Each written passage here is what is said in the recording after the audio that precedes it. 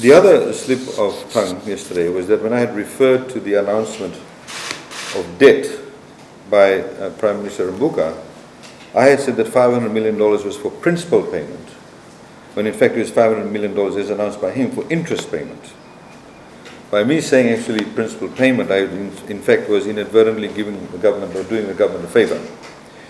Because if it had in fact been principal payment of $500 million, then of course the debt stock would have reduced by $500 million. Then it would have completely paid off.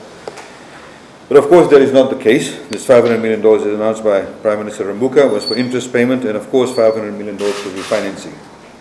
I had raised this point because I was making the refinancing is actually not paying off the total aggregate of the debt stock. Rather it is simply carrying on with the same debt stock.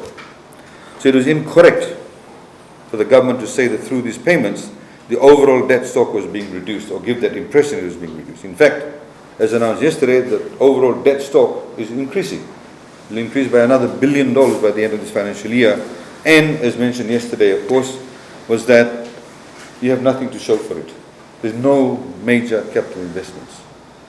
All the capital investments that you're currently seeing, if you go down King's Road, resealing of the roads, footpaths through the villages, the Wainambuka area, etc., down Coral Coast, Watugrasa, Sovi, all those areas. Namanda, Yako as mentioned yesterday, all those upgrades were contracts signed by the previous government. Of course, by me saying the $500 million was for in fact principal payment is not picked up by Biman Prasad either.